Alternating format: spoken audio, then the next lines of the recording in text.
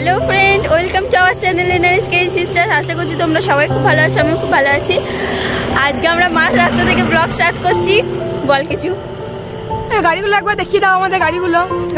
এই দেখো একটা গাড়ি আর পেছনে একটা গাড়ি, সবাই মিলে চললাম হচ্ছে আমরা মায়াপুর বেড়াতে। ফ্যামিলি চললাম, গোটা ফ্যামিলি মিলে মায়াপুর আর নবদ্বীপ যাবো। না, ফুল ফ্যামিলি, বড় ফুল, ছোট ঠাম্মি আর বড় কাকা আসেনি, বাদ বাকি সবাই। হ্যাঁ, তো চলো দেখতে থাকো। ওই রুদ্র, চলো রুদ্রকে পেয়েছি না। তো সবাই এখন ঘুরতে বেরিয়েছে, মানে গাড়ির পাম্প কমে গেছিল, তো পাম্প করবার জন্য নামা হয়েছে এখানে। তো চলো যেতে যেতে আবার দেখা হচ্ছে। তো অনেকটাই চলে এসেছি, আর ঘন্টা খানেকের মধ্যেই পৌঁছে যাবো নবদ্বীপ। তো এখন সবাই চা খেতে নেমে পড়েছে আমার পেছনে, আর বাবারা সব চা খেতে গিয়েছে, আর আমরা এখানে সব মিলে মিলে বসে আছি। বাবারা গিয়েছে চা খেতে, তো ডাকছে বাবা যাওয়া যাক, এখন খুব শুকায়নি আমার। চলে আয়।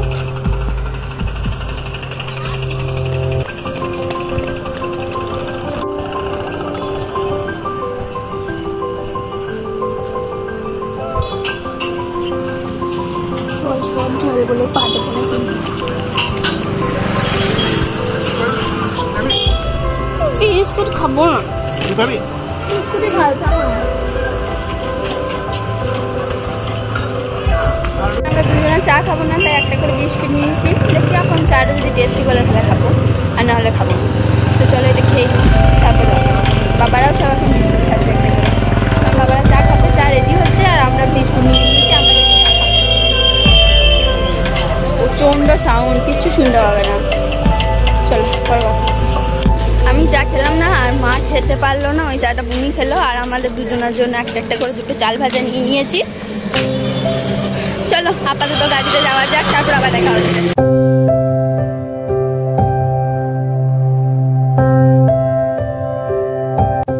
তো ওই দেখো দেখা যাচ্ছে মন্দিরটা, আমার তো দেখেই মনটা ভালো হয়ে গেছিলো। এ দেখো সামনে থেকে মন্দিরটা, আর এটা হচ্ছে ইস্কন মায়া।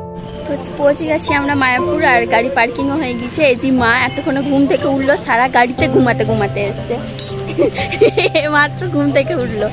আর এই যে ওরা সবাই নামছে গাড়ি থেকে। কোন দিকে চলে গেছিল? কোন দিকে চলে গেছিস? আর স্টার্টিং থেকে দাদা ভাইয়ের সাথে দেখা হয়নি, দেখা করেছি।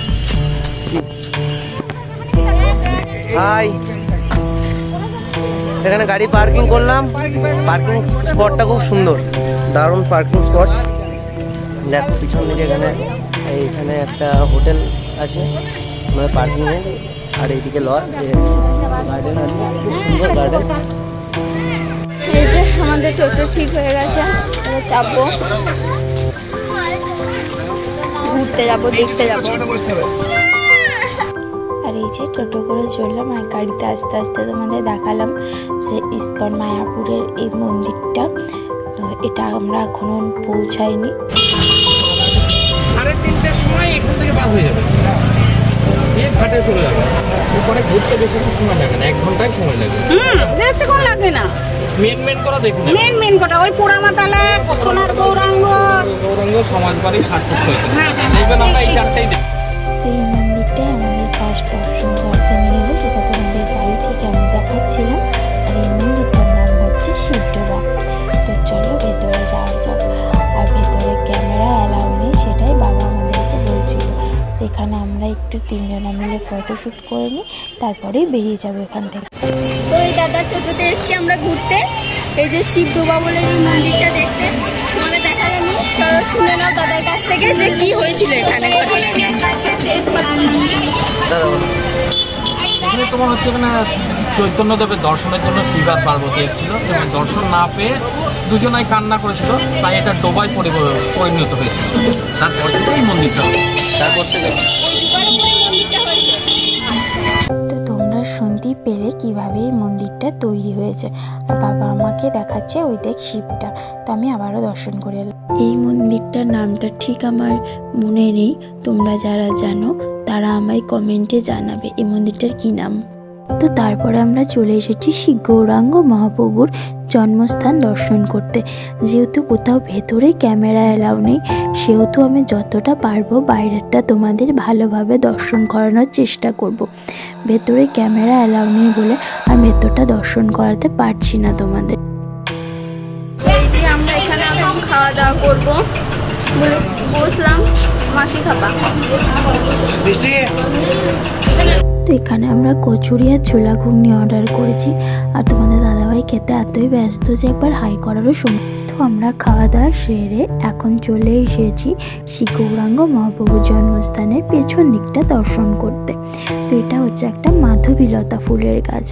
এত বড় গাছ কি কোথাও তোমরা দেখেছো? আমি তো দেখিনি, এটাই আমার প্রথম মায়াপুরে এসে দেখা। আর এটা কি বলো তো, এটা কি তোমরা যারা জানো অবশ্যই আমায় কমেন্টে জানাবে এটা কি। সবাই মিলে ঘুরে বেড়াচ্ছি খাওয়া দাওয়া কমপ্লিট করে, দারুণ লাগছে। তোমরা সবাই চলে এসো ঘুরতে, চলো দেখো না কোনো মন্দিরের ভেতরে ক্যামেরা বলতে দিচ্ছে না, দাদাভাই কথা বলতে দিচ্ছে না, ডিস্টার্ব করছে আমাকে। তো কোনো মন্দিরের ভেতরে না ক্যামেরা অ্যালাউ নেই, তো সেজন্য তোমাদের ঠাকুরগুলো দেখাতে পারছি না, শুধু বাইরে থেকে মন্দিরগুলো তোমরা দেখো। তো চলো দেখি।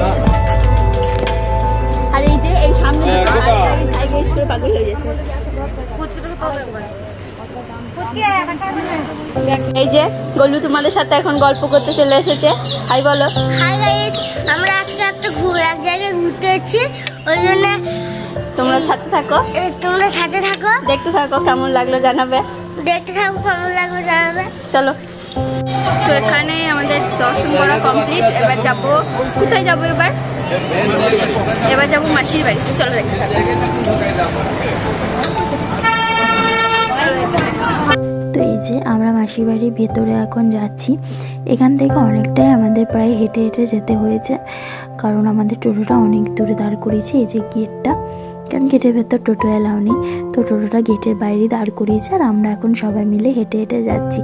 তো ঢুকে প্রথমে দেখলাম এরকম একটা পুকুর, আর সেখানে দেখতে পাচ্ছ কত মাছ ছাড়া আছে, প্রচুর মাছ আছে। তারাও আমি তোমাদের সামনে থেকে দেখাচ্ছি।